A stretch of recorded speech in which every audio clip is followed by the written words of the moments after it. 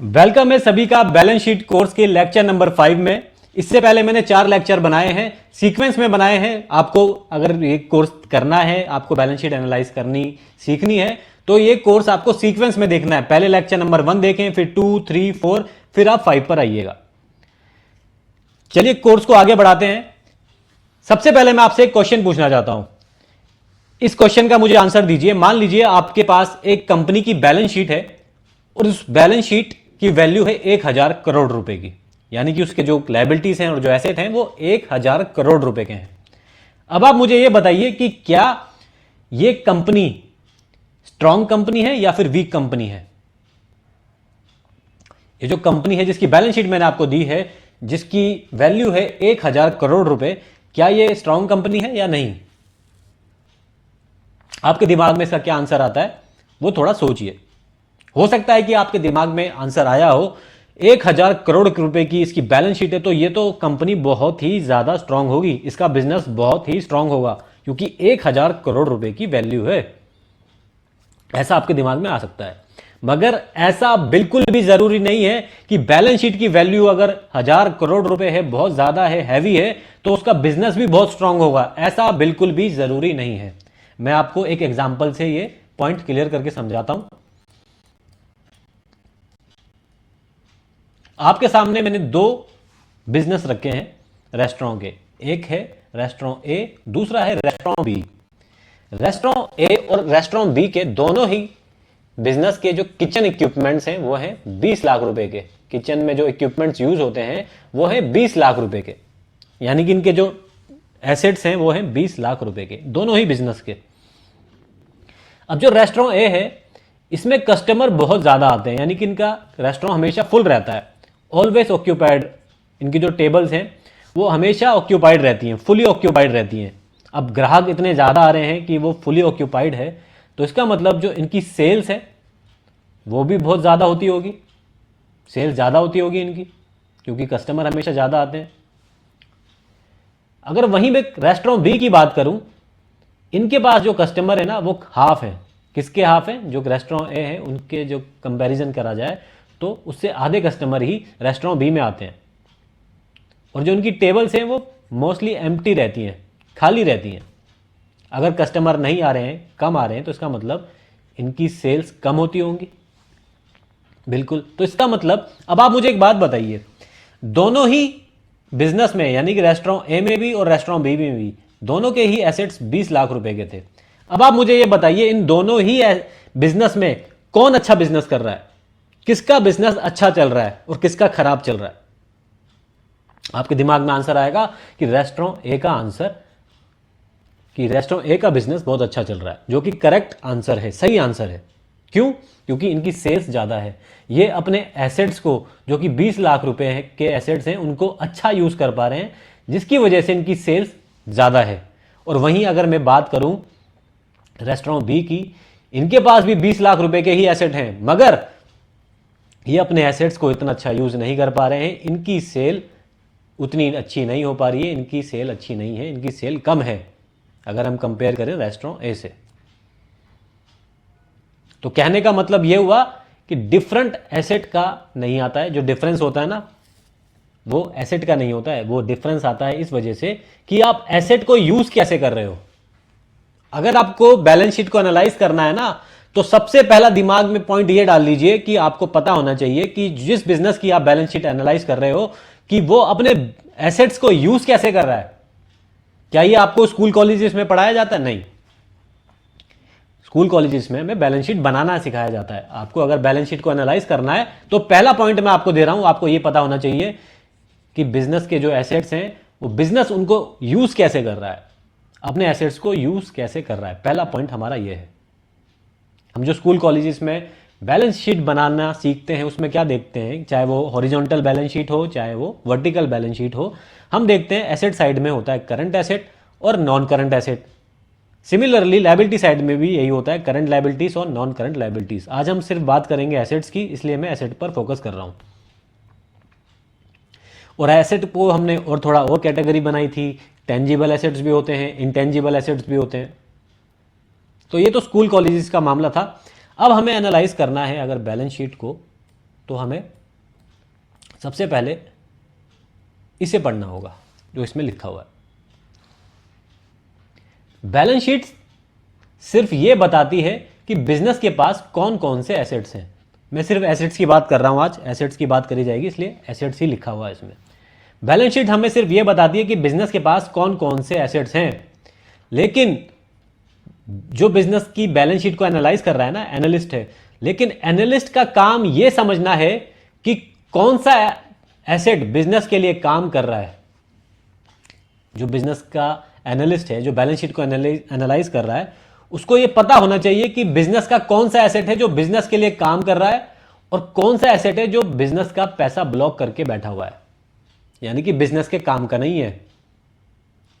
तो अगर आप बिजनेस की बैलेंस शीट को एनालाइज करने बैठे हो तो आपको पता होना चाहिए कि कौन सा एसेट बिजनेस के काम का है और कौन सा एसेट बिजनेस के काम का नहीं है। That's it. अब वो कैसे पता चलेगा कि कौन सा एसेट बिजनेस के काम का है और कौन सा एसेट बिजनेस के काम का नहीं है? इसके लिए हमें कैटेगरी बनानी होगी, हमें एसेट्स की ना कैटेगरीज बनानी होंगी कि ये एसेट काम का है और ये एसेट काम का नहीं है। और कुछ और भी कैटेगरीज बनाई जाएंगी, तो जिसमें हमने कैटेगरीज बना दी कि ये वाले एसेट जो इस टाइप के एसेट्स होंगे वो काम के हैं और ये वाले एसेट्स जो होंगे वो काम के नहीं हैं। इसलिए ही इस टॉपिक का नाम है, आज के टॉपिक का नाम है एनालिसिस ओरिएंटेड एसेट क्लासिफिकेशन। हमने एसेट की क्लासिफिकेशन कर दी है कुछ इस प्रकार कि हम एनालाइज कर सकें कि कौन सा एसेट काम का है और कौन सा एसेट काम का नहीं है। तो जो पहली कैटेगरी है वो ये है ऑपरेटिंग एसेट और नॉन ऑपरेटिंग एसेट। यानी कि जो बिजनेस के एसेट्स हैं, हमने एक कैटेगरी बनाई जिसमें हमने बोला कि बिजनेस के कुछ एसेट्स हैं ऑपरेटिंग एसेट और कुछ एसेट्स हैं नॉन ऑपरेटिंग एसेट। हैं बिजनेस के ही एसेट, हमने बस उनको बांट दिया, ठीक है। अब ऑपरेटिंग और नॉन ऑपरेटिंग आने पर आपके दिमाग में कुछ ना कुछ तो आपको याद आया होगा, क्योंकि जब आप इनकम पढ़ते हैं तो उसमें आप सीखते हैं ऑपरेटिंग इनकम और नॉन ऑपरेटिंग इनकम। अगर आपको याद नहीं आया कोई दिक्कत नहीं, मैं अभी थोड़ी देर में आपको समझाऊंगा, क्योंकि जो ये टॉपिक है, पहली कैटेगरी है, ये उसी से रिलेट करती है। तो सबसे पहले पढ़ लेते हैं कि ऑपरेटिंग एसेट क्या है, उसके बाद हम पढ़ेंगे नॉन ऑपरेटिंग एसेट क्या है। ऑपरेटिंग एसेट्स वो एसेट्स हैं जो बिजनेस के मेन ऑपरेशन में यूज होते हैं। जो एसेट बिजनेस के मेन ऑपरेशन में यूज होंगे उनको हम बोलेंगे ऑपरेटिंग एसेट। ये क्या होते हैं अभी समझेंगे एग्जाम्पल के साथ। पहले ये भी पढ़ लेते हैं कि इसमें क्या लिखा है। ऑपरेटिंग एसेट्स वो होते हैं जो बिजनेस के डेली ऑपरेशन में यूज होते हैं और सेल्स जनरेट करने में हेल्प करते हैं। सेल्स जनरेट यानी कि वो एसेट जो बिजनेस की सेल जनरेट करने में हेल्प करते हैं उनको हम ऑपरेटिंग एसेट कहते हैं। देखिए सिंपल सी बात है, ये आपको ना एग्जाम्पल से समझ में आएगा। मैं एग्जाम्पल की तरफ लेके चलता हूं सीधा आपको। ये एग्जाम्पल है जिसकी मैं बात कर रहा हूं। एग्जाम्पल है garment manufacturing company. Garment manufacturing company है।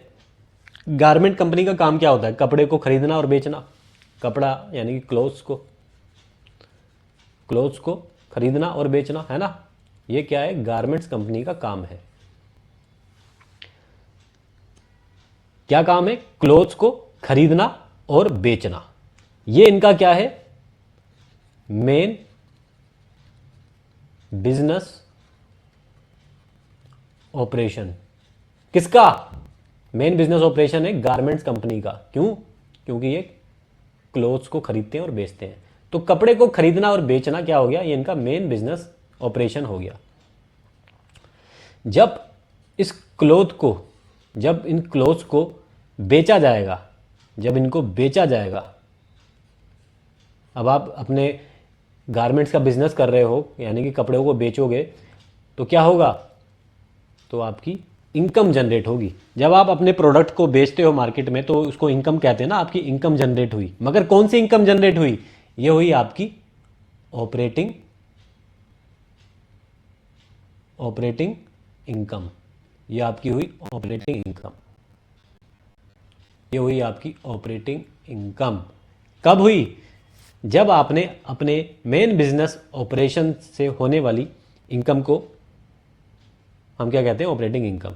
जब आपने अपने जो मेन प्रोडक्ट था, आपका जो मुख्य व्यापार था, उसको मार्केट में, उस प्रोडक्ट को मार्केट में जब आपने बेचा, सेल करा, तो उस सेल की वजह से होने वाली इनकम को हम क्या कहते हैं, ऑपरेटिंग इनकम। ये तो हो गई गारमेंट्स मैन्युफैक्चरिंग कंपनी की। अगर मान लो मेन बिजनेस है फर्नीचर बनाना, किसी कंपनी का, किसी बिजनेस का काम है फर्नीचर बनाना और मार्केट में बेचना, तो इनका मुख्य काम क्या होगा, इनका मुख्य काम होगा लकड़ियां खरीदना, उस लकड़ियों से फर्नीचर को बनाना, पॉलिशिंग वगैरह करना और मार्केट में बेचना। तो इनका मुख्य व्यापार क्या होगा, इनका मेन बिजनेस एक्टिविटी क्या होगी, मेन बिजनेस ऑपरेशन क्या होगा, फर्नीचर को मार्केट में बेचना। ये क्या करेंगे, मार्केट में इसको सेल करेंगे, और जब इस फर्नीचर को मार्केट में बेचेंगे तो इसका मतलब इनकी इनकम होगी। उस इनकम को क्या कहेंगे, ऑपरेटिंग इनकम। ऑपरेटिंग इनकम क्यों, क्योंकि ये इनके मेन बिजनेस एक्टिविटी की वजह से आई है। मेन बिजनेस एक्टिविटी क्या है, आपका मुख्य व्यापार किसका है। अगर गारमेंट्स कंपनी की बात करें तो इनका काम है कपड़ों को बेचना, अगर फर्नीचर कंपनी की बात करें इनका काम है फर्नीचर को बेचना। तो ये दोनों अलग अलग कंपनी है, इसलिए इनकी जो ऑपरेटिंग इनकम है वो अलग अलग होगी। इनकी क्लॉथ की वजह से होगी और इनकी फर्नीचर की वजह से होगी। ठीक है, अभी बात करते हैं गारमेंट्स कंपनी की। गारमेंट्स कंपनी की जब ऑपरेटिंग इनकम हुई तो इस ऑपरेटिंग इनकम को जनरेट करने में, यानी कि इस ऑपरेटिंग इनकम को कमाने में, अर्न करने में जौन जौन से एसेट यूज किए गए हैं उनको हम ऑपरेटिंग एसेट कहेंगे। उनको हम क्या कहेंगे, ऑपरेटिंग एसेट्स। ऑपरेटिंग एसेट्स,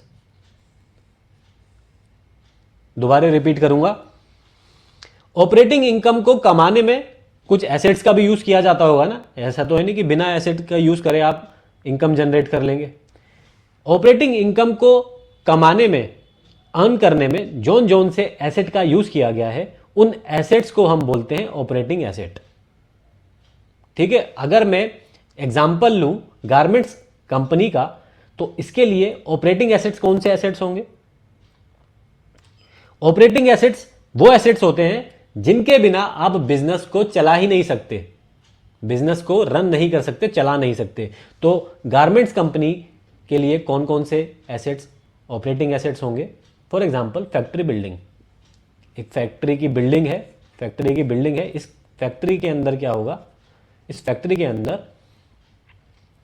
कपड़ों को बनाया जाएगा, क्लोथ्स को बनाया जाएगा, पैंट्स बनाई जाएंगी, शर्ट्स बनाई जाएंगी, जैकेट्स बनाई जाएंगी, जो भी इनका काम है इस फैक्ट्री के अंदर बनाया जाएगा। अगर ये फैक्ट्री नहीं होती तो क्या आप प्रोडक्शन कर पाते, क्लोथ्स को बना पाते, बिल्कुल नहीं बना पाते। तो इसका मतलब ये ऑपरेटिंग एसेट है। अगर आप अपना प्रोडक्ट ही नहीं बना पाओगे तो इसका मतलब आप सेल ही नहीं कर पाओगे, सेल नहीं कर पाओगे तो इसका मतलब आप ऑपरेटिंग इनकम जनरेट नहीं कर पाओगे। तो इसलिए क्या बोला गया कि ऑपरेटिंग एसेट्स वो एसेट्स हैं जिनके बिना आप ऑपरेटिंग इनकम जनरेट नहीं कर पाओगे, आपका बिजनेस चल ही नहीं सकता, इतने ज्यादा जरूरी होते हैं ऑपरेटिंग एसेट। तो गारमेंट कंपनी में मैंने एग्जांपल क्या दिया, फैक्ट्री बिल्डिंग का। ऐसे ही जो सुइंग मशीन होती है, यानी कि सिलाई की जो मशीन होती है, क्या उसके बिना आप अपना कपड़ा बना पाएंगे, कपड़ा बना ही नहीं पाएंगे, पैंट शर्ट वगैरह बना ही नहीं पाएंगे, क्योंकि सुइंग मशीन ही नहीं है, सिलाई वाली मशीन ही नहीं होगी। तो कैसे बना पाएंगे आप क्लोथ्स को। जब आप क्लोथ्स ही नहीं बना पाएंगे इसका मतलब आप सेल भी नहीं कर पाएंगे, सेल नहीं कर पाएंगे तो आप ऑपरेटिंग इनकम भी जनरेट नहीं कर पाएंगे। तो ऑपरेटिंग एसेट के बिना, बार बार बोलूंगा, ये वो एसेट्स हैं जिनके बिना आप ऑपरेटिंग इनकम जनरेट नहीं कर पाएंगे। कोई सा भी एग्जांपल ले लीजिए, रॉ मटेरियल। रॉ मटेरियल क्या हो गया, सादा कपड़ा, जो रॉ कपड़ा होगा, रॉ कपड़ा आप खरीदेंगे, उसी से तो पैंट शर्ट वगैरह बनाएंगे। तो रॉ कपड़ा क्या हो गया, रॉ मटेरियल जो कपड़ा हो गया वो भी क्या हो गया आपके लिए ऑपरेटिंग एसेट, रॉ मटेरियल भी। और जो स्टॉक होता है, इन्वेंट्री होता है, वो 3 टाइप का होता है, वो सभी को पता है, raw material, work in progress और फिनिश्ड गुड्स। तो ये तीनों ही बिजनेस के लिए क्या कहलाते हैं, ऑपरेटिंग एसेट। इनके बिना बिजनेस चल ही नहीं सकता। तो वो एसेट जिनके बिना बिजनेस को चलाया ही नहीं जा सकता उनको हम कहते हैं ऑपरेटिंग एसेट, और इन एसेट्स की वजह से ही जनरेट होती है ऑपरेटिंग इनकम। ठीक है। इसमें डेटर्स भी आ जाएंगे। डेटर्स क्यों आ जाएंगे? क्योंकि जो आप ये सेल करते हैं, जो सेल करते हैं आप, वो दो टाइप्स की होती हैं। एक कैश सेल, आपने सेल करी, आपको बदले में कैश मिला, और एक क्रेडिट सेल यानी कि उधार की सेल। जब उधार की सेल करी जाती है तो वो डेटर्स बन जाते हैं, यानी कि जिन इंसान से आपको पैसा मिलना बाकी है वो आपके लिए डेटर्स हैं, यानी कि ट्रेड रिसीवेबल्स हैं। तो अगर डेटर्स ना हो, इसका मतलब आप क्रेडिट सेल नहीं कर पाओगे, इसका मतलब आपकी सेल बहुत ज़्यादा गिर जाएगी, क्योंकि मोस्टली जो सेल होती है वो क्रेडिट पर ही करी जाती है। तो इसका मतलब डेटर्स भी आपके लिए क्या बन गए? ऑपरेटिंग एसेट, क्योंकि इनके बिना भी आप ऑपरेटिंग इनकम जनरेट नहीं कर पाओगे। तो कहने का मतलब ये हो गया, जो आप इनकम कमा रहे हैं अपनी मेन बिजनेस ऑपरेशन की वजह से, उसको हम बोलेंगे ऑपरेटिंग इनकम। और ऑपरेटिंग इनकम को कमाने के लिए जोन जोन से एसेट को यूज किया जाता है, उनको हम कहते हैं ऑपरेटिंग एसेट। बस इतनी ही डेफिनेशन है। याद रखिएगा, मैंने बार बार समझाया है, अपने कोर्स में भी मैंने कई बार बताया है, और वैसे भी अपने में जो वीडियोस बनाता हूं उसमें भी बताया है कि इनकम दो टाइप्स की होती है। दो टाइप्स की होती है, एक ऑपरेटिंग इनकम जिसकी अभी हमने बात करी, और एक non operating income. Non operating income, ये वाली जो इनकम है, ऑपरेटिंग इनकम जो है, ये किस वजह से आती है? ये आती है आपके मुख्य व्यापार से। आपका मुख्य व्यापार यानी कि जो आपका मेन बिजनेस है, मेन बिजनेस है, उससे होने वाली इनकम को हम कहते हैं ऑपरेटिंग इनकम। अगर आपका मेन बिजनेस है गारमेंट्स का, तो आप क्लोथ्स बना के बेचते होंगे, इससे होने वाली इनकम को हम बोलेंगे ऑपरेटिंग इनकम। या फिर हो सकता है आप फर्नीचर बनाते हो, तो फर्नीचर के बनाने वाली इनकम को हम क्या बोलेंगे? Operating income. या हो सकता है कि आपकी जो आपका जो मेन बिजनेस है वो है मोबाइल फ़ोन बनाने का, या हो सकता है कि आपका जो मेन बिजनेस है वो है पेन बनाने का, पेंसिल बनाने का। यानी कि जो आपके मुख्य व्यापार से बिजनेस हो रही है उसको हम बोलेंगे ऑपरेटिंग इनकम। और इस ऑपरेटिंग इनकम को कमाने में जोन जोन से एसेट का यूज है, उनको हम बोलेंगे, उन एसेट्स को बोलेंगे ऑपरेटिंग एसेट्स। और ऑपरेटिंग एसेट के बिना आप कभी भी ऑपरेटिंग इनकम जनरेट नहीं कर सकते। इस बात को बस ध्यान रखना है। अभी जो ये वाला पार्ट है, अभी इस पर वापस आएंगे थोड़ी देर में।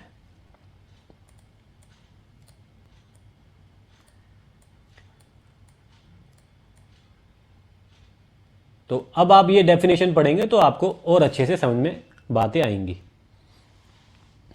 ऑपरेटिंग एसेट क्या होते हैं? बिजनेस के मेन ऑपरेशन में यूज होने वाले एसेट्स, यही मैंने आपको अभी समझाया। तो ऑपरेटिंग एसेट्स वो एसेट्स होते हैं जो बिजनेस के डेली ऑपरेशंस में यूज होते हैं, रोज यूज होते हैं, और इनसे सेल्स जनरेट होती है। ठीक है, एग्जाम्पल्स क्या हैं? Plant and machinery. देखिए, हर बिजनेस के लिए मशीन, प्लांट, ये सब क्या हैं? ये बहुत ही ज़्यादा इंपॉर्टेंट होते हैं। इनके बिना आप बिजनेस को नहीं चला सकते, क्योंकि इनके बिना प्रोडक्शन पॉसिबल ही नहीं है। बिना मशीन के, बिना प्लांट के आप कैसे प्रोडक्शन कर लोगे? नहीं कर सकते ना। सिमिलरली, अगर रॉ मटेरियल ही नहीं होगा, बिजनेस के पास रॉ मटेरियल ही नहीं होगा, तो कहाँ से प्रोडक्शन हो जाएगा? नहीं हो पाएगा। फिनिश गुड्स को नहीं होगा तो कहाँ से किसको बेचोगे? किसकी सेल करोगे? नहीं सेल कर पाओगे। और डेटर्स भी नहीं होंगे तो इसका मतलब आपकी क्रेडिट सेल नहीं कर पाओगे। फैक्ट्री बिल्डिंग, फैक्ट्री बिल्डिंग ही नहीं है अगर, कौन सी फैक्ट्री बिल्डिंग? जिसको आप प्रोडक्शन के लिए यूज़ कर रहे हो, प्रोडक्शन के लिए यूज़ कर रहे हो, उसकी बात करी जा रही है ना। इस पॉइंट को भी अभी मैं क्लियर करूंगा कि ये अलग से ब्रैकेट में मैंने क्यों लिखा, यूज्ड फॉर प्रोडक्शन। तो अगर बिजनेस के पास फैक्ट्री बिल्डिंग ही नहीं है तो प्रोडक्शन कहाँ करोगे? कैसे करोगे? प्रोडक्शन नहीं करोगे, इसका मतलब आप ऑपरेटिंग इनकम जनरेट नहीं कर पाओगे। तो ऑपरेटिंग एसेट्स वो एसेट हैं जिनकी वजह से आप ऑपरेटिंग इनकम जनरेट करते हो, अपनी कमाई करते हो ऑपरेटिंग इनकम की। इनके बिना आप बिजनेस नहीं चला सकते। ठीक है जी, अब बात करते हैं नॉन ऑपरेटिंग एसेट्स। कौन से एसेट्स होते हैं नॉन ऑपरेटिंग एसेट्स? कौन से एसेट्स होते हैं, इसको भी थोड़ा पढ़ लेते हैं।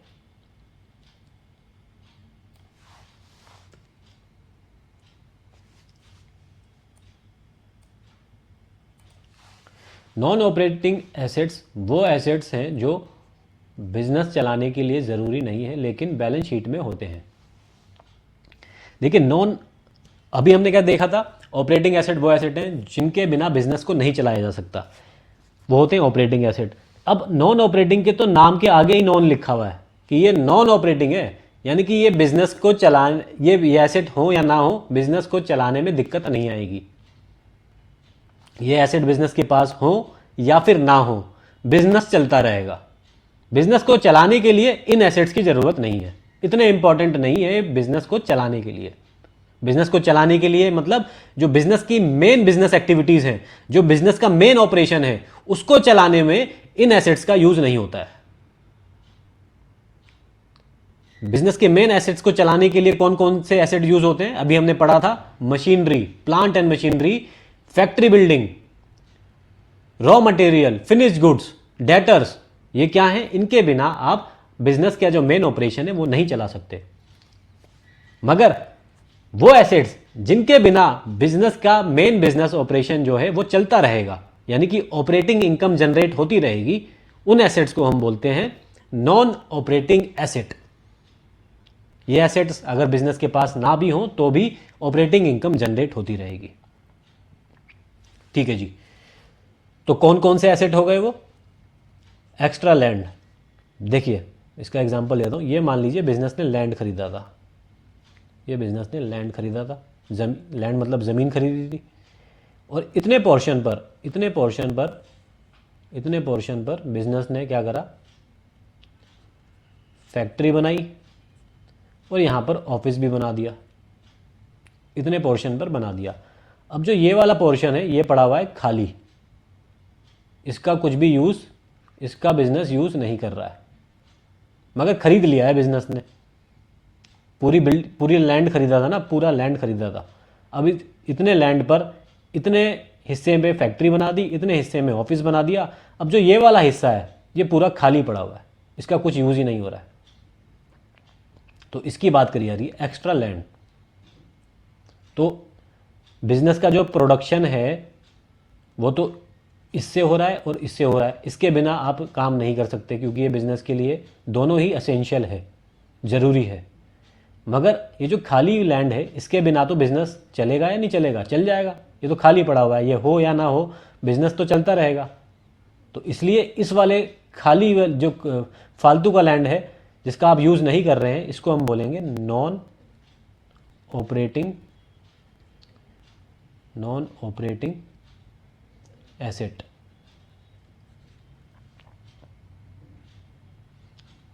ठीक है, तो ये हो गया नॉन ऑपरेटिंग एसेट, क्योंकि ये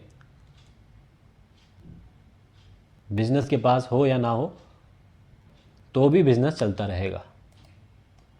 अगर बिजनेस के पास फैक्ट्री नहीं होती तो बिजनेस नहीं चल पाता। Shares and mutual funds. देखिए बिजनेस के पास मान लो कुछ पैसा पड़ा था एक्स्ट्रा, तो बिजनेस ने क्या करा, शेयर्स खरीद लिए, म्यूचुअल फंड्स खरीद लिए। अब शेयर्स खरीदते हैं तो बिजनेस को क्या मिलता है, डिविडेंड मिलता है, म्यूचुअल फंड्स में इंटरेस्ट मिलता है, बिजनेस को इंटरेस्ट मिलेगा। ये क्या है, ये क्या होती हैं, ये होती हैं, ये दोनों ही इनकम है हमारी नॉन ऑपरेटिंग इनकम। ये किस वजह से आई है? क्योंकि बिजनेस ने इन्वेस्टमेंट करी है शेयर्स में और म्यूचुअल फंड्स में। किस में करी है? शेयर्स में और म्यूचुअल फंड्स में इन्वेस्टमेंट करी है, इस वजह से बिजनेस ने नॉन ऑपरेटिंग इनकम अर्न करी है। तो नॉन ऑपरेटिंग इनकम कमाने में, अर्न करने में जिन जिन एसेट्स का यूज किया जाता है उसको हम क्या कहते हैं, नॉन ऑपरेटिंग एसेट्स। तो ये दूसरी डेफिनेशन हो गई नॉन ऑपरेटिंग एसेट की। पहली डेफिनेशन तो थी ये कि आप एसेट को यूज नहीं कर रहे हैं, वो एसेट सिर्फ आपके पास पड़ा हुआ है, उसका कुछ यूज नहीं है, तो वो हो गया आपके लिए नॉन ऑपरेटिंग। सिमिलरली अगर कोई एसेट आपने खरीदा है इन्वेस्टमेंट पर्पस के लिए और वो आपको नॉन ऑपरेटिंग इनकम जनरेट करके देता है, तो वो आपके लिए क्या कहलाएगा, नॉन ऑपरेटिंग। वो एसेट आपके लिए क्या कहलाएगा, नॉन ऑपरेटिंग एसेट। क्यों? क्योंकि इस एसेट की वजह से आप जनरेट कर रहे हैं नॉन ऑपरेटिंग इनकम। जो मैंने आपको कहा था थोड़ी देर में आऊँगा इस पर मैं, वो यही था और कुछ नहीं था कि इनकम दो टाइप्स की होती है। इनकम दो टाइप्स की होती है, एक ऑपरेटिंग इनकम को कमाने में जोन जोन से एसेट यूज़ हो रहे हैं उनको हम कहते हैं ऑपरेटिंग एसेट, और जो नॉन ऑपरेटिंग इनकम को कमाने में एसेट यूज़ होंगे उनको हम बोलेंगे non operating asset. Non operating asset, ठीक है।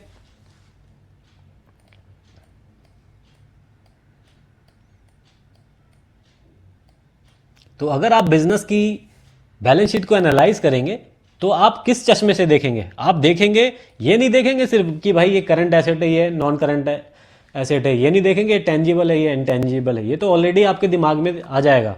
आपको ये देखना है कि भाई कौन सा एसेट ऐसा है जो बिजनेस के लिए ऑपरेटिंग एसेट है, यानी कि बिजनेस को ऑपरेटिंग इनकम जनरेट करके दे रहा है। इसकी बहुत लंबी लिस्ट है, ये तो मैंने थोड़े थोड़े एग्जाम्पल दिए हैं आपको, जैसे मशीन, फैक्ट्री वगैरह, ये छोटे छोटे एग्जाम्पल दिए मैंने। आपका दिमाग खुद चलना चाहिए, मैं आगे प्रैक्टिस भी कराऊंगा आने वाली क्लासेस में, मगर आपका दिमाग खुद चलना चाहिए कि भाई इस एसेट के बिना तो ऑपरेटिंग इनकम जनरेट नहीं हो सकती, तो ये बिजनेस के लिए ऑपरेटिंग एसेट कहलाएगा। और ये वो एसेट हैं जिनके बिना बिजनेस की ऑपरेटिंग इनकम तो जनरेट होती रहेगी, मगर बिजनेस कहीं ना कहीं नॉन ऑपरेटिंग इनकम जनरेट करेगा इन एसेट से, तो इसलिए हम इनको बोलेंगे नॉन ऑपरेटिंग एसेट, ठीक है। इसका अगला एग्जांपल मैं अगर दूं, बारीकियों से समझना है आपको हर एग्जांपल, क्योंकि इसके बहुत सारे एग्जांपल आएंगे आने वाले क्लासेस में भी, मगर आपको खुद का दिमाग लगाना है। वैकेंट बिल्डिंग, यानी कि खाली पड़ी हुई है कोई बिल्डिंग, उसकी बात हो रही है। मान लो ये बिल्डिंग बनाई बिजनेस ने, ठीक है, ये बिल्डिंग बनाई है, बिल्डिंग मान लो इसको, और इतने पार्ट में बिजनेस ने क्या करा, फैक्ट्री बना दी, ऑफिस भी बना दिया, गोडाउन भी बना दिया, सब कुछ बना दिया। और जो ये वाला पार्ट है ये है वैकेंट, यानी कि खाली पड़ा हुआ है, ये वाला हिस्सा खाली है। अब खाली पड़ा है तो इसका मतलब बिजनेस के तो काम नहीं आ रहा, खाली पड़ा हुआ है। इसका मतलब अगर मैं ये वाला हिस्सा बंद कर दूं तो क्या बिजनेस कमा पाएगा? क्या बिजनेस की ऑपरेटिंग इनकम जनरेट हो पाएगी? नहीं। तो इसलिए ये वाला हिस्सा क्या बन जाएगा, ऑपरेटिंग एसेट। अब क्योंकि इस वाले हिस्से से बिजनेस को ऑपरेटिंग इनकम जनरेट नहीं हो रही है, ये हिस्सा हो या ना भी हो तो भी बिजनेस अपनी ऑपरेटिंग इनकम जनरेट करता रहेगा, इसलिए हम इसको बोलेंगे नॉन ऑपरेटिंग एसेट, ठीक है। इसलिए इसको आगे लिखा हुआ vacant building. Access cash without purpose, यानी कि बिजनेस के पास एक्सेस कैश पड़ा हुआ है, फालतू का कैश पड़ा हुआ है, ज़्यादा कैश पड़ा हुआ है, और बस ऐसे ही पड़ा हुआ है, यानी कि बिजनेस को के पास कैश पड़ा हुआ है, उसका कुछ यूज़ नहीं हो रहा है। तो जब कैश पड़ा हुआ है, उसका कुछ यूज़ ही नहीं हो रहा है, तो वो बिजनेस के लिए नॉन ऑपरेटिंग एसेट बन जाएगा, नॉन ऑपरेटिंग एसेट। अगर उसका कुछ यूज़ होता कि आप रॉ मटेरियल खरीद रहे हैं या कोई मशीनरी खरीद रहे हैं तो अलग बात है, मगर अभी तो उसका कुछ यूज़ ही नहीं हो रहा है, ऐसी फालतू में बिजनेस के पास पड़ा हुआ है आइडली, तो क्या करेंगे उसका आप? उसको क्या बोलेंगे? नॉन ऑपरेटिंग एसेट, क्योंकि इससे आप ऑपरेटिंग इनकम जनरेट नहीं कर रहे, नहीं कर पा रहे। तो नॉन ऑपरेटिंग एसेट को समझने के दो चीज़ें कंसीडर करनी है। दो तरीक़ों से आप उसको पहचान सकते हैं, या तो उससे आपकी नॉन ऑपरेटिंग इनकम जनरेट हो रही है, अगर नॉन ऑपरेटिंग इनकम जनरेट हो रही है तो वो नॉन ऑपरेटिंग एसेट कहलाएगा, या फिर हो सकता है उससे इनकम जनरेट ही नहीं हो रही, जैसे कि इस केस में इस केस में क्या हुआ, इनकम जनरेट नहीं हो रही, मगर इनकम जनरेट नहीं हो रही इसका मतलब आप उस हिस्से को बंद भी कर देंगे, उस एसेट को हटा भी देंगे बिजनेस से, तो भी आपकी ऑपरेटिंग इनकम तो जनरेट होती रहेगी ना। अगर ऑपरेटिंग इनकम जनरेट हो रही है तो वो आपके लिए, वो वाला एसेट आपके लिए ऑटोमेटिकली नॉन ऑपरेटिंग एसेट बन जाएगा,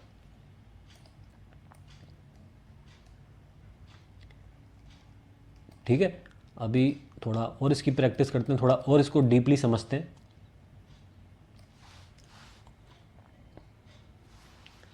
ऑपरेटिंग एसेट्स ना, इनको हम अर्निंग इंजन भी कह सकते हैं, क्योंकि इनकी वजह से बिजनेस की ऑपरेटिंग इनकम जनरेट होती है। और बिजनेस की अगर मान लो बिजनेस 100 रुपये कमाता है ना, तो मोस्ट ऑफ द टाइम आपको देखने को मिलेगा इस 100 रुपये में से 95 टू 98, 95 टू 98, बल्कि 99, 98 ही मान लो, 95 से 98 रुपये जो होंगे वो ऑपरेटिंग इनकम से ही जनरेट होते हैं।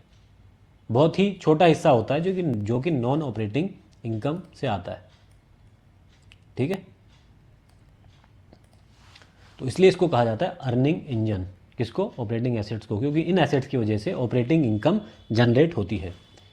ये वो एसेट हैं जो डायरेक्टली बिजनेस को पैसा कमाने में हेल्प करते हैं। बिल्कुल सही बात है। ये एग्जाम्पल्स है मशीनरी जो प्रोडक्शन करती है। अगर मान लो बिजनेस के पास 5 मशीन है, इन 5 में से बिजनेस सिर्फ 3 ही मशीनरी को प्रोडक्शन में यूज कर रहा है, क्योंकि बिजनेस की जो प्रोडक्ट है उसकी डिमांड ही इतनी है कि सिर्फ 3 मशीन को ही यूज किया जा रहा है। 2 मशीन जो हैं, बाकी की जो 2 मशीन है इनको यूज ही नहीं किया जा रहा। अब आप मुझे ये बताइए इनमें से ऑपरेटिंग एसेट कौन सा है और नॉन ऑपरेटिंग एसेट कौन सा है? ये जो 3 मशीनरी जिनसे प्रोडक्शन किया जा रहा है ये क्या कहलाएंगे? ऑपरेटिंग एसेट, क्योंकि इनकी वजह से ऑपरेटिंग इनकम जनरेट हो रही है। और जो बाकी के 2 मशीन हैं जिनकी वजह से, जिनको यूज ही नहीं किया जा रहा है, वो क्या कहलाएंगी? नॉन ऑपरेटिंग एसेट, क्योंकि इनकी वजह से ऑपरेटिंग इनकम जनरेट नहीं हो रही है, वो तो सिर्फ इन 3 मशीन की वजह से हो रही है। ठीक है, तो इसलिए इसमें साफ साफ लिखा हुआ है मशीन जो प्रोडक्शन करती है उसकी बात करी जा रही है। जो प्रोडक्शन नहीं कर रही है मशीन, उसको हम ऑपरेटिंग एसेट नहीं बोलेंगे। इन्वेंट्री जो बिकती है वही इन्वेंट्री की बात हो गई, यानी कि चाहे वो रॉ मटेरियल हो, वर्क इन प्रोग्रेस हो, फिनिश गुड्स हो, इनके बिना आप ऑपरेटिंग इनकम कमा ही नहीं सकते। डेटर्स की भी मैंने बात करी थी, शॉप, फैक्ट्री, बिल्डिंग, इन सबकी मैं बात कर चुका हूँ। ये सभी क्या कहलाएंगे? ये सभी कहलाएंगे ऑपरेटिंग एसेट। लॉजिक भी मैंने आपको बता दिया था, बिजनेस का रेवेन्यू इन्हीं एसेट की वजह से आता है, इसलिए इनको हम कहते हैं ऑपरेटिंग एसेट। एग्जाम्पल देना चाहें, मशीन को क्यों बोला गया ऑपरेटिंग? क्योंकि मशीन की वजह से गुड्स प्रोड्यूस करे जाएंगे, गुड्स प्रोड्यूस करे जाएंगे तो उनको सेल भी करेंगे, सेल करेंगे तो बिजनेस के पास कैश आएगा, कैश आएगा, इसका मतलब ये ऑपरेटिंग इनकम है ना। तो इसलिए मशीन को हम कहते हैं कि ये ऑपरेटिंग एसेट है। और ये वाला एग्जांपल आप देख लेना, मैंने ऑलरेडी आपको समझा दिया था। अब बात करते हैं जल्दी से नॉन ऑपरेटिंग एसेट की भी, जल्दी से देख लेते हैं कि क्या बताया गया है। ये इनको हम कहते हैं नॉन ऑपरेटिंग एसेट्स को फंड्स ब्लॉकेज, यानी कि फंड्स जो है, जो बिजनेस का पैसा है, इसमें ब्लॉक हो जाता है, रुक जाता है। कैसे? ये एसेट्स बिजनेस के ऑपरेशंस में यूज नहीं हो रहे। ये वो एसेट्स हैं जो बिजनेस के मेन ऑपरेशन में यूज नहीं हो रहे। यही मैंने आपको समझाया था। जैसे कि एक्स्ट्रा लैंड, आपने कोई एक एक्स्ट्रा लैंड था, मैंने आपको एग्जांपल दिया था ना कि लैंड है, इतना हिस्सा आपने यूज़ कर लिया और ये वाला हिस्सा आपने यूज़ नहीं करा, तो ये क्या कहलाएगा? नॉन ऑपरेटिव, क्योंकि इसकी वजह से कुछ इनकम ही नहीं आ रही है। शेयर्स और म्यूचुअल फंड्स का भी एग्जांपल मैंने बता दिया था आपको।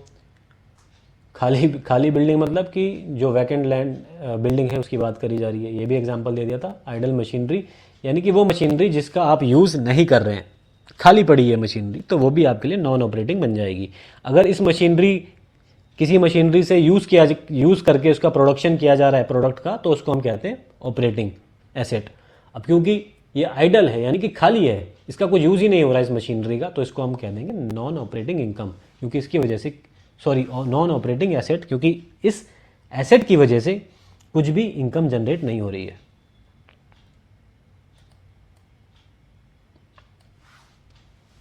प्रॉब्लम क्या है इसमें? इसमें प्रॉब्लम बस यही है कि बिजनेस का पैसा प्रोडक्टिव जगह पर यूज़ नहीं हो रहा है ना, क्योंकि आपने कुछ एक्स्ट्रा लैंड खरीद ली है या मशीन ज़्यादा खरीद ली है, तो आपका कुछ पैसा क्या हो गया? ब्लॉक हो गया। आप उस पैसे को कहीं सही जगह पर लगा सकते थे। बिजनेस का पैसा प्रोडक्टिव नहीं रहा, आपने उसको, यानी कि आप कह सकते हैं आपने फालतू का कहीं ना पैसा लगा दिया बिजनेस के एसेट्स में। फॉर एग्जाम्पल, 50 लाख की मशीनरी थी बिजनेस के पास और 40 लाख रुपए का अनयूज लैंड था, यानी कि वो लैंड यूज ही नहीं हुआ, बस ऐसी ज़मीन खाली पड़ी हुई है। तो इसका मतलब बिजनेस के पास 90 लाख रुपए के एसेट हैं, 50 की मशीनरी, 40 के लैंड, तो मगर देखा जाए तो बिजनेस के पास जो इनकम हो रही होगी वो तो सिर्फ और सिर्फ इस मशीन की वजह से हो रही होगी ना। अगर टोटल एसेट सिर्फ यही है, एक मशीन और एक लैंड, तो इसका मतलब ये हुआ बिजनेस की जो भी इनकम हो रही है वो इस मशीन की वजह से हो रही है, क्योंकि ये जो लैंड है वो तो अनयूज्ड है, उसका कुछ यूज ही नहीं हो रहा है। तो भले ही बैलेंस शीट में आपको दिखाई देगा वाह 90 लाख रुपए के एसेट हैं, मगर जो इनकम जनरेट हो रही है ना वो सिर्फ और सिर्फ इस एसेट की वजह से हो रही है, मशीन की वजह से हो रही है। जो बाकी के 40 लाख रुपए हैं वो तो एसेट कैश को, पैसे को ब्लॉक करके बैठे हुए हैं। 40 लाख रुपए सिर्फ ब्लॉक हो गए। इसी को कहते हैं फंड का ब्लॉकेज। तो अगर आप बैलेंस शीट को एनालाइज कर रहे हैं तो आपको पता होना चाहिए उस कंपनी के बारे में, उस बिजनेस के बारे में, उसकी डिटेल्स पता होनी चाहिए, उसकी आपको अंदरूनी बातें पता होनी चाहिए। तभी आपको पता चल पाएगा ना कि कौन सा एसेट यूज़ हो रहा है और कौन सा एसेट यूज़ नहीं हो रहा है। तभी आप उस बैलेंस शीट को एनालाइज कर पाएंगे। अब कुछ और एग्जांपल्स लेते हैं। हालांकि मैं इन सभी एग्जांपल्स को समझा चुका हूं आपको, एक बार फिर आप देख लीजिएगा। सोचो कि एक मैन्युफैक्चरिंग कंपनी है और कंपनी का मेन काम है कपड़े बनाना और बेचना, यानी कि क्लोथ्स को बनाना बेचना, क्योंकि गारमेंट्स की कंपनी है। अगर कंपनी ने 50 लाख शेयर्स में इन्वेस्ट कर दिए, 50 लाख रुपए शेयर्स में इन्वेस्ट कर दिए, ठीक है जी, यानी कि इनको नॉन ऑपरेटिंग इनकम जनरेट होगी इसकी वजह से। अब नॉन ऑपरेटिंग इनकम होगी तो इसका मतलब वो नॉन ऑपरेटिंग एसेट है। डिविडेंड मिल रहा है यानी कि नॉन ऑपरेटिंग इनकम हो रही है, फिर भी वो ऑपरेटिंग एसेट नहीं है क्योंकि वो नॉन ऑपरेटिंग एसेट कहलाएगा। दूसरा एग्जाम्पल भी है इसका, दूसरा एग्जाम्पल भी जल्दी से पढ़ लेते हैं। कंपनी के पास 5 करोड़ की फैक्ट्री है और एक्स्ट्रा लैंड है, एक्स्ट्रा फालतू का लैंड है 3 करोड़ का, यानी कि 8 करोड़ के इनके पास एसेट है। फैक्ट्री बिल्डिंग से प्रोडक्शन हो रही है, जो फैक्ट्री बिल्डिंग है इससे प्रोडक्शन होगी बिल्कुल, लेकिन एक्स्ट्रा लैंड है जो वो यूज़ नहीं हो रहा है, वो सिर्फ इन्वेस्टमेंट है ना। अब यूज़ नहीं हो रहा है, खाली फालतू का पड़ा हुआ है, तो वो क्या कहलाएगा? Non operating. वो ऑपरेटिंग थोड़ी कहलाएगा। अब ऑपरेटिंग नहीं है तो इसका मतलब वो नॉन ऑपरेटिंग कहलाएगा। तो फैक्ट्री बिल्डिंग हो गई ऑपरेटिंग एसेट क्योंकि इससे प्रोडक्शन होगा, और एक्स्ट्रा लैंड हो गया आपका नॉन ऑपरेटिंग एसेट क्योंकि वो ऑपरेटिंग एसेट नहीं है। तो आपको एनालाइज करना है, बस ये पता होना चाहिए। अगर आप बिजनेस की बैलेंस शीट को एनालाइज कर रहे हैं तो आपको पता होना चाहिए कौन सा एसेट ऑपरेटिंग एसेट है और कौन सा नॉन ऑपरेटिंग एसेट। अब आते हैं अगली कैटेगरी पर। मैंने आपको बताया था ना, बिजनेस की बैलेंस शीट को जब एनालाइज करेंगे हम देखेंगे कौन से एसेट्स काम के हैं और कौन से एसेट्स काम के नहीं हैं। तो पहली कैटेगरी जो बनाई जाती है वो है ऑपरेटिंग एसेट और नॉन ऑपरेटिंग एसेट। ऐसे ही अगली कैटेगरी बनाई गई है, सेकंड कैटेगरी बनाई गई है, वो है प्रोडक्टिव एसेट और नॉन प्रोडक्टिव एसेट। ये भी हमको ये बताएगी कि कौन सा एसेट बिजनेस के काम का है और कौन सा एसेट बिजनेस के काम का नहीं है। और ये जो डेफिनेशन है ना, ये क्लासिफिकेशन ज़्यादा प्रैक्टिकल है, ये डेफिनेशन ज़्यादा प्रैक्टिकल। इसको पढ़ते हैं, इसमें क्या लिखा गया है। देखिए, जो कैश इनफ्लो, प्रोडक्टिव एसेट वो एसेट्स हैं जो कैश इनफ्लो या इनकम जनरेशन में हेल्प करते हैं। इनकम जनरेशन में हेल्प करते हैं। इनकम, मैंने स्टार्टिंग में ही बताया था, इनकम 2 टाइप की होती है, ऑपरेटिंग और नॉन ऑपरेटिंग। अगर कोई एसेट इनकम जनरेशन में हेल्प करता है, इनकम अर्न करने में, कमाने में हेल्प करता है, तो उसको हम क्या बोलेंगे? Productive asset. ठीक है, इसको ना उसी एग्जांपल से समझ में आएगा, एक बारी में आपको डिटेल में। हाँ देखो, इससे आपका, अब जो मैं डायग्राम बनाऊंगा इससे आपका सारे डाउट्स क्लियर हो जाएंगे। इनकम 2 टाइप की, operating income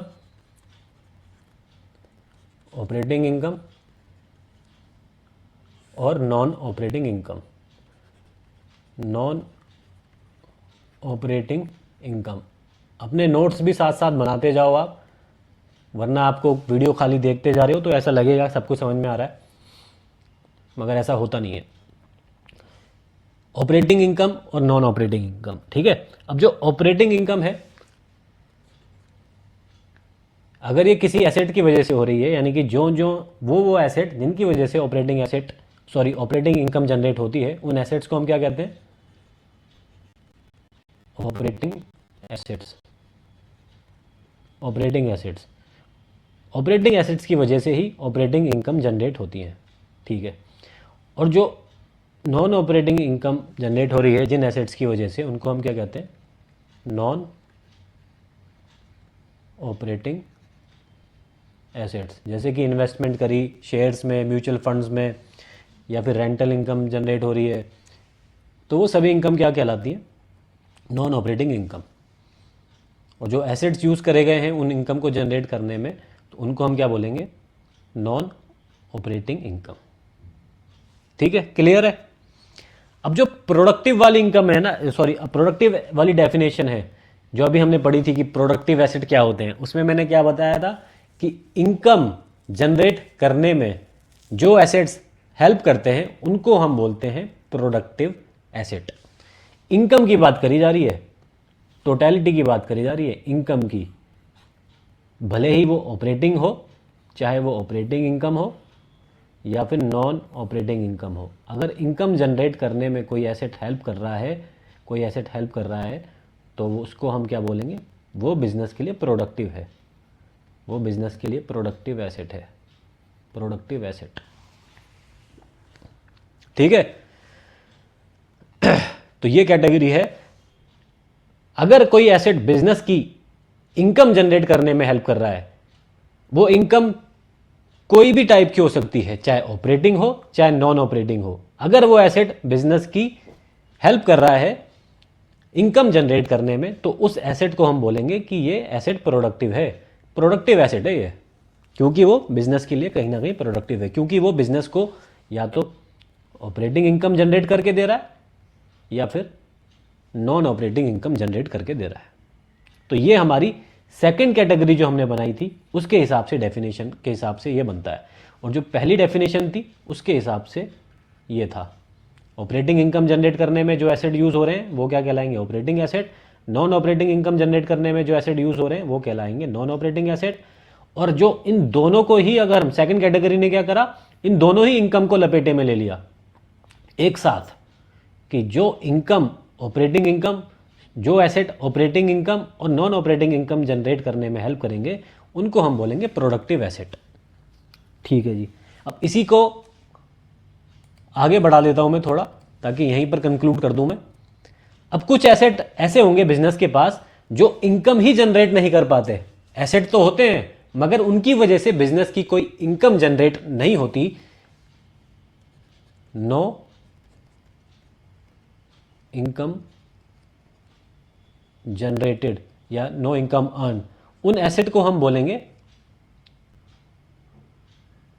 non productive assets. Non productive assets, ये हो गई दूसरी डेफिनेशन के अकॉर्डिंग। प्रोडक्टिव एसेट कौन से एसेट? जिनकी वजह से इनकम जनरेट हो रही है। नॉन प्रोडक्टिव एसेट वो एसेट जिनकी वजह से किसी भी प्रकार की बिजनेस की इनकम जनरेट नहीं हो रही है, बस ऐसे ही पड़े हुए हैं, एवं ही पड़े हुए हैं बिजनेस के पास, क्योंकि बिजनेस ने उनमें इन्वेस्टमेंट कर दी है, बिजनेस ने उनमें अपना पैसा लगा दिया है। तो इसका मतलब वो बिजनेस की बैलेंस शीट में आएंगे, बैलेंस शीट में उनको दिखाना पड़ेगा, क्योंकि एसेट है वो। अब भाई एसेट है तो दिखाना पड़ेगा, मगर इन एसेट की वजह से ना कुछ भी इनकम जनरेट नहीं हो रही है, बिजनेस के पास कुछ भी पैसा नहीं आ रहा है इनकम के तौर पे, तो इसलिए हम उनको बोलेंगे नॉन प्रोडक्टिव एसेट। अब चलिए प्रोडक्टिव और नॉन प्रोडक्टिव दोनों के एग्जाम्पल्स भी तो देखते हैं कि आखिर वो हैं कौन कौन से एसेट, तभी तो समझ में ज़्यादा अच्छे से आएगा।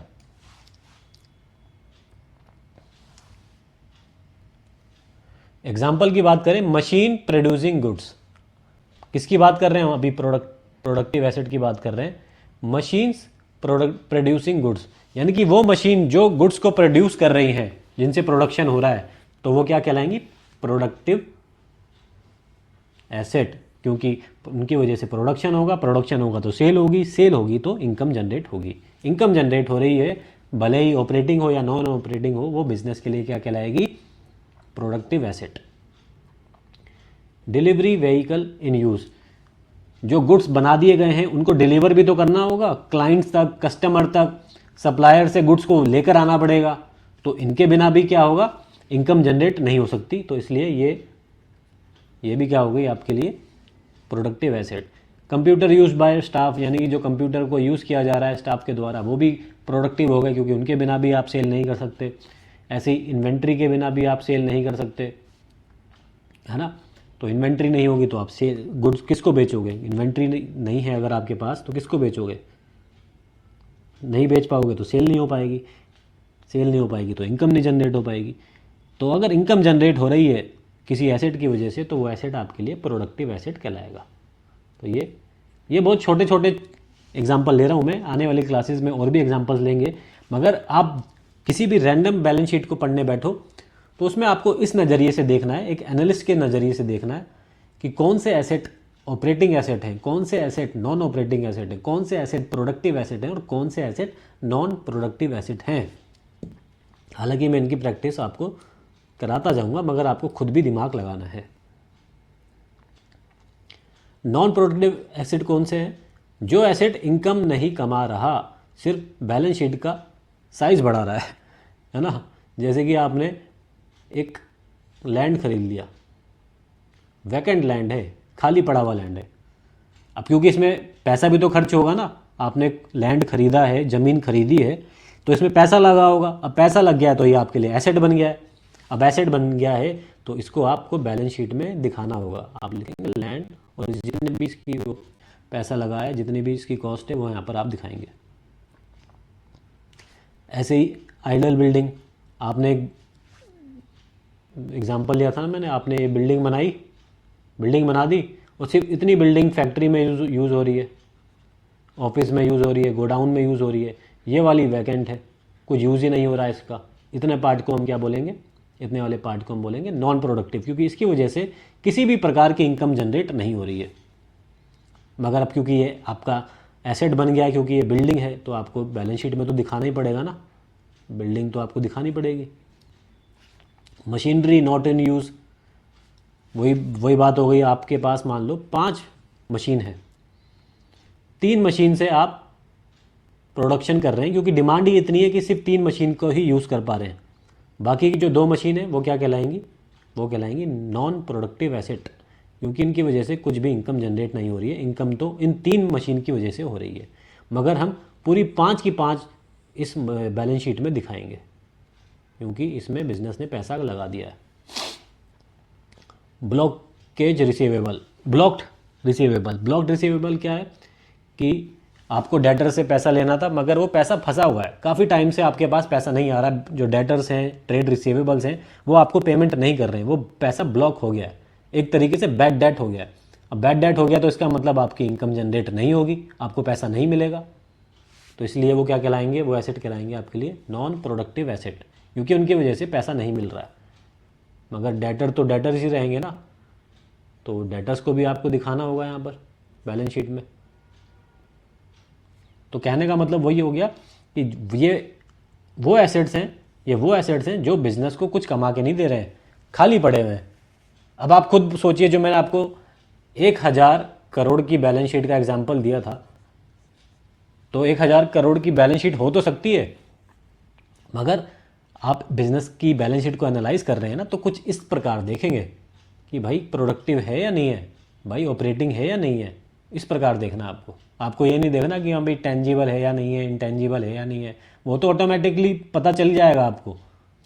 Current asset, non current asset, आपको बिजनेस की बैलेंस शीट को एनालाइज करना है, तो कुछ इस प्रकार आपको देखनी होती है बातें। अब आते हैं सीधा सिचुएशंस की तरफ। कुछ सिचुएशंस बनाई है मैंने, ये आपके कुछ और डाउट्स को ऑटोमेटिकली क्लियर करेगा। मैन्युफैक्चरिंग कंपनी है, मशीन की कॉस्ट है 1 करोड़ रुपए, मशीन फैक्ट्री में इंस्टॉल करी गई है, पर डिमांड कम है, मशीनरी यूज़ नहीं हो रही है। ठीक है ना? देखो, मशीन की कॉस्ट थी 1 करोड़ रुपए, मशीन को फैक्ट्री में लगा दिया, मगर डिमांड कम है मार्केट में। मशीन का काम क्या है? मशीन का काम है प्रोडक्शन करना, मशीन का काम है प्रोडक्शन करना। ठीक है, अब क्योंकि डिमांड जो है ना मार्केट में वो बहुत कम है, जो प्रोडक्शन आप कर रहे हो उतनी डिमांड ही नहीं है प्रोडक्शन के हिसाब से, तो मशीन यूज़ तो हो रही है ना, मगर यूज़ हो रही है इसका मतलब वो ऑपरेटिंग है। क्या वो प्रोडक्टिव है? नहीं, क्योंकि मार्केट में डिमांड ही नहीं है, तो इसका मतलब वो प्रोडक्शन करने के लिए लायक ही नहीं है। प्रोडक्शन ही नहीं कर रहे हैं आप, उससे प्रोडक्शन आप नहीं कर रहे हैं। एक बात बताओ, मार्केट में डिमांड नहीं है, इसका मतलब मशीन यूज़ ही नहीं हो रही है ना। डिमांड नहीं है तो आप क्या प्रोडक्शन करोगे? नहीं। जब तक डिमांड नहीं होगी आपके गुड्स की, आपके प्रोडक्ट की, तो आप क्यों करेंगे आप प्रोडक्शन को? प्रोडक्शन नहीं हो रही है, इसका मतलब मशीन भी यूज़ नहीं हो रही है। मशीन यूज़ नहीं हो रही है तो इसका अल्टीमेट इफेक्ट क्या आएगा? इसका मतलब ये हो गया कि इससे आप इनकम जनरेट नहीं कर पाएंगे। इनकम जनरेट नहीं कर पा रहे हैं तो इसका मतलब सिंपल सा बात है कि ये नॉन प्रोडक्टिव एसेट है, प्रोडक्टिव एसेट नहीं है। ऑपरेटिंग एसेट क्यों है? क्योंकि जब डिमांड आएगी तो इसी मशीन का तो यूज़ किया जाएगा। जब डिमांड आएगी तो इसी मशीन को यूज़ करके प्रोडक्शन किया जाएगा और ऑपरेटिंग इनकम जनरेट करी जाएगी। इसलिए ये ऑपरेटिंग एसेट है, मगर नॉन प्रोडक्टिव, फिलहाल के लिए नॉन प्रोडक्टिव एसेट है। क्यों? क्योंकि मशीन बिजनेस का पार्ट है पर इनकम जनरेट नहीं कर रही है। सेकंड सिचुएशन, मैन्युफैक्चरिंग कंपनी ने 50 लाख रुपए का इन्वेस्टमेंट करा म्यूचुअल फंड में और हर साल डिविडेंड मिल रहा है। बिजनेस को क्या मिल रहा है? डिविडेंड। डिविडेंड क्या होता है? Non operating income. तो यानी कि नॉन ऑपरेटिंग एसेट बन गया ये 50 लाख रुपए का। तो नॉन ऑपरेटिंग एसेट है बिल्कुल, प्रोडक्टिव एसेट है बिल्कुल, क्योंकि इससे इनकम हो रही है, भले ही नॉन ऑपरेटिंग की हो, तो ऑपरेटिंग एसेट है। तो बस यही है। अब अगली सिचुएशन भी देख लेते हैं। फैक्ट्री मशीन जो फुली कैपेसिटी पर चल रही है। हाँ, एक बिजनेस के पास फैक्ट्री में मशीन है जो फुली यूज़ हो रही है, फुल कैपेसिटी में यूज़ हो रही है। यानी कि ये मशीन जो है, ये मान लो ये मशीन है, ये प्रॉपरली यूज़ हो रही है। यूज़ हो रही है तो ऑपरेटिंग होगी, क्योंकि इससे प्रोडक्शन हो रहा है, प्रोडक्शन होगा तो ऑपरेटिंग इनकम होगी। तो अब इनकम हो रही है तो ये प्रोडक्टिव भी होगी। तो ये प्रोडक्टिव भी है और ऑपरेटिंग भी है। ऑपरेटिंग एसेट और प्रोडक्टिव एसेट।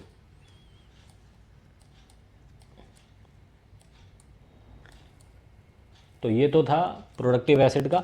एक बार ये भी देख लीजिए, अगर आपने यहाँ तक वीडियो देखा है, ये मेरी एप्लीकेशन है, आपको एंड्रॉयड फ़ोन में गूगल प्ले स्टोर पर मिल जाएगी।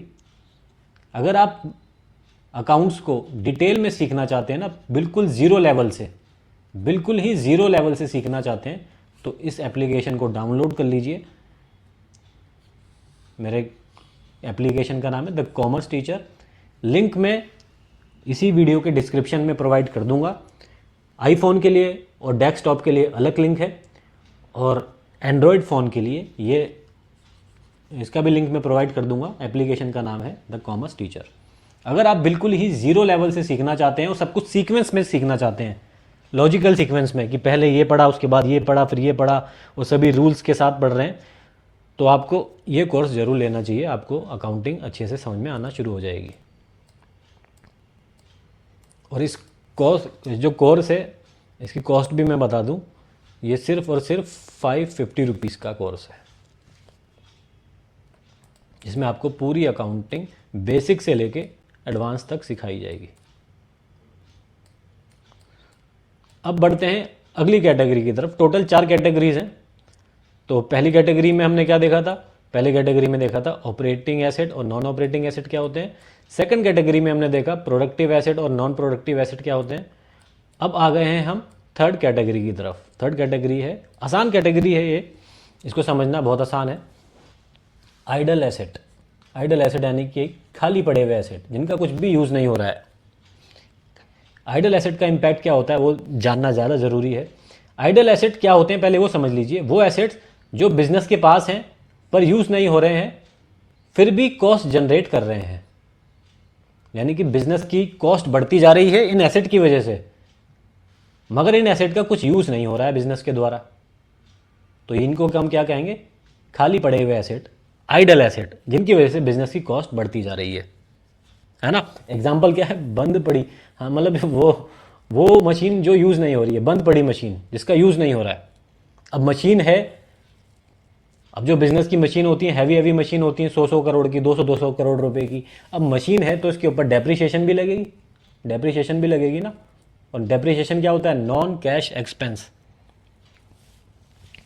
खाली गोडाउन, वैकेंट पड़ा हुआ कोई गोडाउन है तो वो भी, उस पर भी क्या लगेगी, डेप्रिसिएशन लगेगी। अब देखो पहले ये वाली डेफिनेशन पढ़ो जो यहाँ लिखा गया है, आइडल एसेट्स के हिडन कॉस्ट। जो आइडल एसेट होते हैं ना, जो जिनको यूज़ नहीं कर रहे हैं, बस वो एसेट क्या है, कॉस्ट को जनरेट कर रहे हैं। कैसे जनरेट करते हैं, डेप्रिसिएशन लगेगी। अब कोई एसेट है, एक कोई लैंड खरीदा आपने, ये तो मान लो कोई बिल्डिंग है आपकी जो खाली है, इसका कुछ यूज़ नहीं हो रहा है, तो इस बिल्डिंग पर डेप्रिसिएशन भी तो लगेगा। ऐसे ही आपने 5 मशीन ली थी जिसमें से 2 मशीन का कुछ यूज़ ही नहीं हो रहा है, मगर इन मशीन्स पे भी तो क्या होगा, डेप्रिसिएशन लगेगा।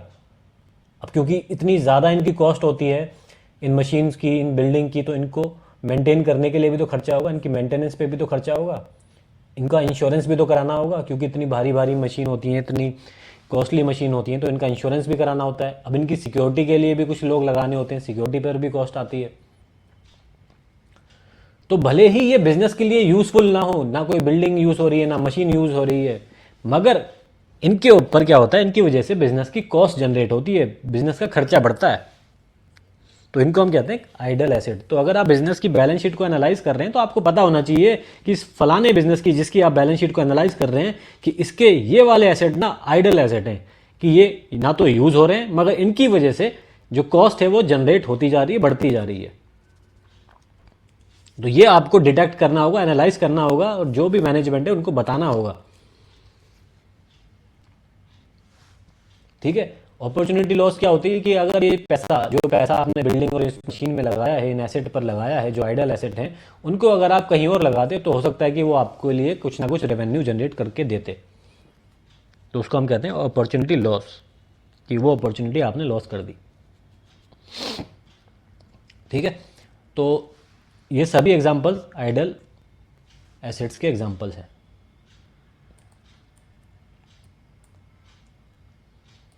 फोर्थ कैटेगरी, ये भी इंपॉर्टेंट कैटेगरी है, बल्कि ये ज़्यादा इंपॉर्टेंट है ये वाली कैटेगरी, क्योंकि इसमें एनालिसिस का काम ज़्यादा है, आपको ज़्यादा एनालिसिस इसमें करना होता है। इसका नाम है ओवर इन्वेस्टमेंट इन एसेट, कि कुछ बिजनेस के एसेट्स ऐसे हैं जिसमें ओवर इन्वेस्टमेंट कर दी, ज़्यादा इन्वेस्टमेंट कर दी, ज़रूरत से ज़्यादा इन्वेस्टमेंट कर दी है, यानी कि वो एसेट आपने कुछ ज़्यादा ही ले लिए हैं। इतने एसेट खरीदने की ज़रूरत नहीं थी जितने की आपने खरीद लिए हैं, उनमें आपने ज़्यादा इन्वेस्टमेंट कर दी है, इसलिए उसको हम कहते हैं ओवर इन्वेस्टमेंट इन एसेट। ठीक है। मान लो बिजनेस ने 5 मशीन खरीदी, वही सेम एग्जांपल लेता हूं, मगर जो मार्केट में डिमांड थी ना प्रोडक्ट की, वो इतनी थी कि सिर्फ 3 मशीन ही सफिशिएंट थी। तो इसका मतलब तो ये हुआ, आपने जो बाकी की जो 2 मशीन्स खरीदी हैं उनमें आपने ओवर इन्वेस्टमेंट कर दी है। इन 2 मशीन की तो ज़रूरत ही नहीं थी, क्योंकि ये 3 मशीन ही सफिशिएंट थी, मोर देन सफिशिएंट थी। तो अगर आप बिजनेस की बैलेंस शीट को एनालाइज कर रहे हैं तो आपको पता होना चाहिए कि जिस बिजनेस की आप बैलेंस शीट पढ़ रहे हैं, जिस बिजनेस के साथ आप इन्वॉल्व हो गए हैं, आपको उस बिजनेस की पूरी कच्चा चिट्ठा पता होना चाहिए, आपको पूरी डिटेल पता होनी चाहिए, पूरी कुंडली निकाल के बैठे हो, आपको पता होना चाहिए कौन सा एसेट ऑपरेटिंग एसेट है, कौन सा नहीं है, कौन सा प्रोडक्टिव है, कौन सा नहीं है, कौन सा आइडल है, और कौन से ऐसे एसेट्स हैं जिनमें ओवर इन्वेस्टमेंट करी गई है। ये सब आपको पता होना चाहिए, तभी तो आप एक ढंग के अच्छे बैलेंस शीट को एनालाइज करने वाले एनालिस्ट बन पाएंगे। तो ओवर इन्वेस्टमेंट का मतलब होता है बिजनेस ने ज़रूरत से ज़्यादा पैसा एसेट में लगा दिया, जिसका रिटर्न नहीं आ रहा है ना, जिसका रिटर्न ही नहीं आ रहा। ये जो 2 मशीन आपने खरीद ली एक्स्ट्रा, इसका कुछ यूज़ ही नहीं है, इसका आप प्रोडक्शन नहीं करेंगे तो इनकम जनरेट नहीं होगी, तो इसका मतलब कुछ भी रिटर्न आप नहीं मिल पा रहा है। ये तो बस आपने एक्स्ट्रा इन्वेस्टमेंट कर दी, ओवर इन्वेस्टमेंट कर दी। फॉर एग्जाम्पल एक मशीन खरीदी आपने, मशीन का एक और एग्जाम्पल है, मशीन खरीदी और इस मशीन की जो कैपेसिटी है वो है 1 लाख यूनिट बनाती है। ये मशीन क्या बनाती है? 1 लाख यूनिट्स बनाती है प्रोडक्ट के। मगर जो एक्चुअल प्रोडक्शन है, जो एक्चुअल डिमांड है, जो एक्चुअल डिमांड है ना, वो है 40,000 यूनिट की। ये मशीन बना सकती है 1 लाख यूनिट, मगर इसकी जो ज़्यादा से ज़्यादा डिमांड है प्रोडक्ट की वो है 40,000 यूनिट्स की। तो इसका मतलब आपने तो बहुत ही हैवी मशीन खरीद ली है। इतनी बड़ी मशीन खरीदने की ज़रूरत नहीं थी। अगर आप 40-50 हज़ार यूनिट बनाने वाली मशीन भी खरीदते तो भी आपका काम चल जाता। मगर आपने एक बड़ी मशीन खरीद ली है, इसमें आपका ज़्यादा पैसा लगा होगा, इसका मतलब आपने ओवर इन्वेस्टमेंट कर दी है। इसका रिजल्ट क्या होगा? क्योंकि आपने ओवर इन्वेस्टमेंट कर दिया है, ज़्यादा पैसा लगा दिया है, तो आपके जो बैलेंस शीट में एसेट साइड होगी वो बहुत हैवी हो जाएगी।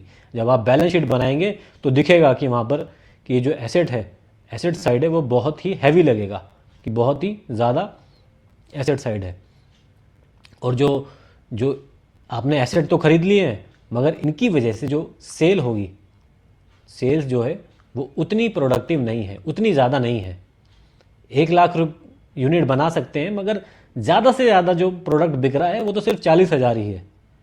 तो सेल आपकी बहुत कम है। डेप्रिसिएशन जिसकी वजह से ज़्यादा है, क्योंकि आपने एसेट हैवी खरीदा है। मान लो ये जो मशीन है वो 100 करोड़ रुपए की मशीन है, तो उस पर डेप्रिसिएशन भी बहुत ज़्यादा लगेगा।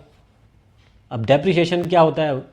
आपका नॉन कैश एक्सपेंस होता है, आप प्रॉफिट एंड लॉस अकाउंट में उसको चार्ज करते हैं, जिसकी वजह से डेप्रिसिएशन ज़्यादा है, जिसकी वजह से आपका प्रॉफिट भी बहुत कम आएगा, लो प्रॉफिट निकल कर आएगा।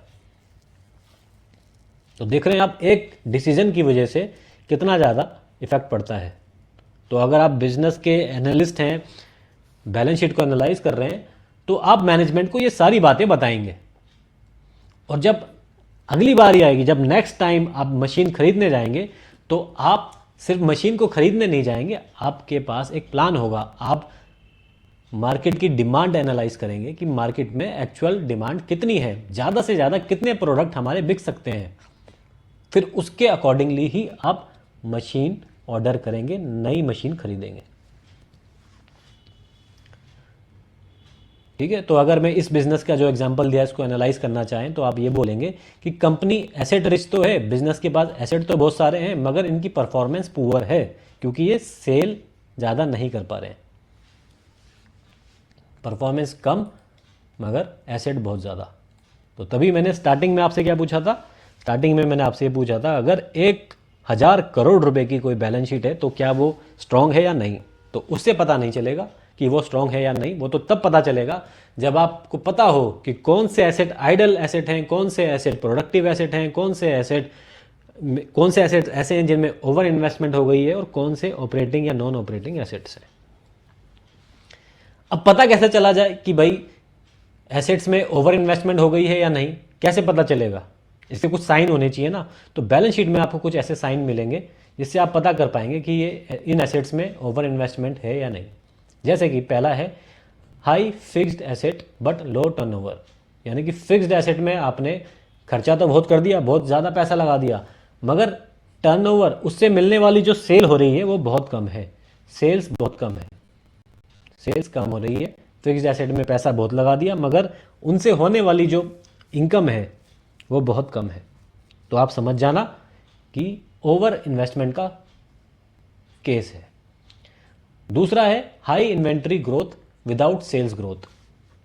इन्वेंट्री में तो ग्रोथ हो रही है, आप स्टॉक को खरीदते जा रहे हैं, रॉ मटेरियल खरीद रहे हैं, वर्क इन प्रोग्रेस में भी काफ़ी सारा इन्वेंट्री पड़ा है, फिनिश गुड्स भी बहुत ज़्यादा पड़ा हुआ है, मगर सेल नहीं हो रही है, सेल नहीं हो रही है।